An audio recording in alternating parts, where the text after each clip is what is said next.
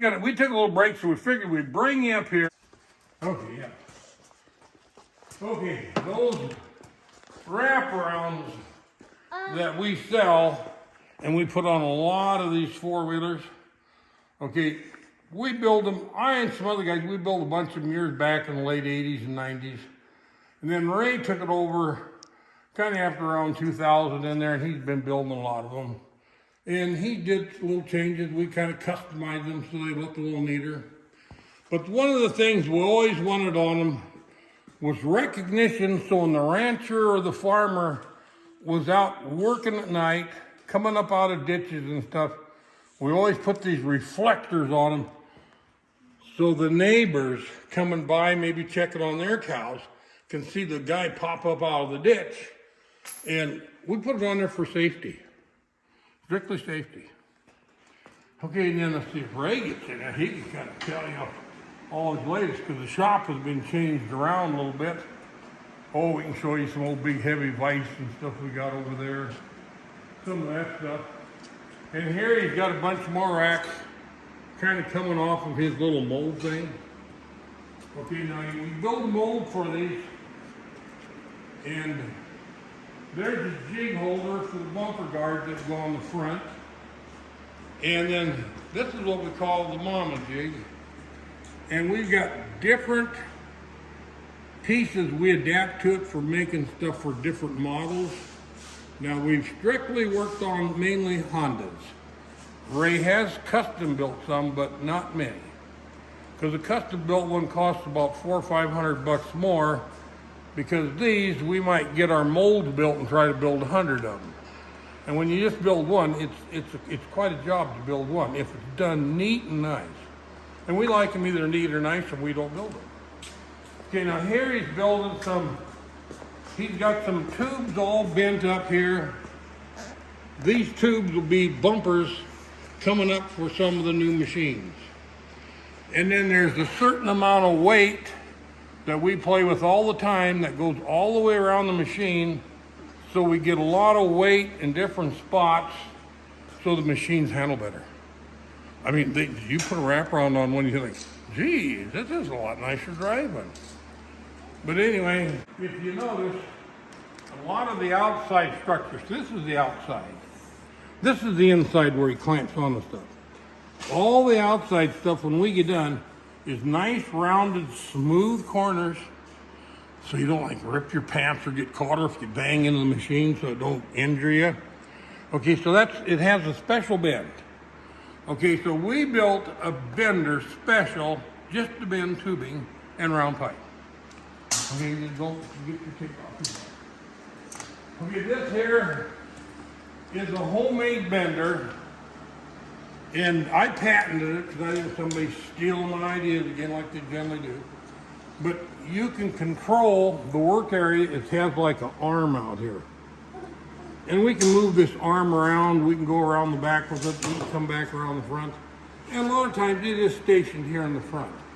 But sometimes when you're making a great big bend, like gates and stuff, you kind of got to get out of the road so you don't get clamped. So you can move your controls away, do your bending, and bring your controls back. See, most benders, they ain't even got this. Okay, and then the bender, he locks up and he does all his bending in here. And to change different sizes, okay, let's say we want to bend 1.25 inches, which I think that's what he was bending. To put your die in, you just slip down in here like this, put your pin in, now he can bend 1.25 inches. Okay, let's say he wants to bend 1 inch. You just pull your pin out in your die. See, we put the 1.25 right on the back. Okay, anyway, he sits there. Okay, now my dies for it. Here's a bunch of your dies over here. Here's like your 1 inch die. It says 1 inch. So he goes in here. He fits down, throw your pin in. He's ready to bend 1 inch. I mean, it's really simple. We can switch sizes of tubing so quick you can't believe it. So then let's say if you want to bend say if I wanted to bend 1.5 inches, I got another die. Dies are all built just special. He just goes up in here, flops down here, stick your pin in, now we can bend 1.5 inches. This is adjustable. This thing goes in and out. Oh, if you see it's bend, this is a neat little rig. And then we bend everything up to 2 inch. This is our 2-inch die. He's for bending the big boy stuff. And then we bend round pipe too. And our round pipe die must be in another spot station. Then this bender does a lot of bending up here this way. Then we can lay the bender down and bring the bottom up and put our bending system down there, and then we bend in reverse. We hook back up to this side, and then we can bend everything backwards. And we got rollers that put in there, so we take this big bender and we shrink it down to a real little bender. So if we want to bend real little tiny bends. And this is pretty neat how this all works. You want to hear what this thing sounds like when it's running? Oh, it'll make a grunt noise. There he's going. This little guy over here, he lifts your little thing in and out. That's where you pinch your metal. And then this here's where you run your ram up and down. Here's where the main thing that takes off. You get your tube in here straight, you lock him in here, you send him down. Oh, this got to go up. Then we kind of lock this here little thing here into place. If you watch this. There's your little guy here, he goes up and down. Troom. He goes in there and locks, then you send your die down. Okay, and then we get ready to bend it. See, all it is a straight pipe hooked in a die. And let's see, Ray, I ain't run this for a while. Where's your little 90 pop off here at? Right down there. We got to get some brand new. I got to put this on new, it's about wore out. Okay, so we bring this little arrow here down to here and we got our 90. So we'll see what we got. I got my finger here watching this. Going down a little bit more. There we go back up. Then if you have these long, okay, then we can take and release this and kick this a little bit. And if it's a big long tube, then as this thing here rotates back up, we got the tube, he can go back down and lay on the rack. Okay, and then you bring him out, and I'll be darned if that ain't a neat 90. If you want to get a square and square it, we'll let you bother doing it, but I'll bet you it's a perfect 90. So anyway, that's how this works. A lot of people don't understand. A tubing bender that'll bend up and down, come around this here film. Okay, this little guy here, sometimes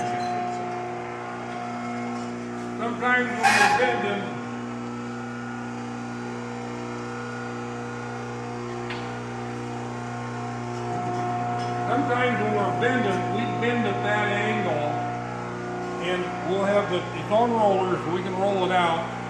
And if we're bending a 24-foot stock, so we can bend in the same room without hitting everything, we bend it up at an angle. And we take it up into the ceiling and clean her up. Okay, and then we can lay this down and set the bender.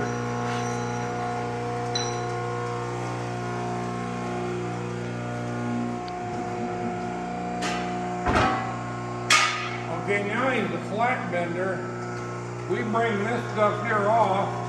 We bring it around, put it over here, take the pin out, and then we use the pin here, and we bend this way. And then we put these rollers in down here, and then these rollers start making it littler. One on each side. These guys here, they move out. They come down here and they drop in there. But we'd get into real detail if somebody really wants to know how this ass end bends. We build a lot of stuff back here too. Okay. Ain't many people seen a bender. Well, now I got this thing restricted. You notice when it hollers, I do a lot of bending about right in there, just about the slope of this leg. And then if you're making a lot of little stuff, that you don't need to worry about hitting stuff, then you bend up more straight up.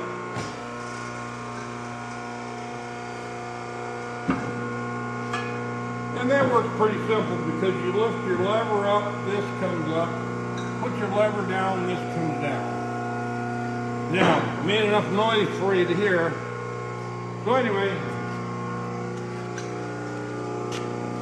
kill him right over there.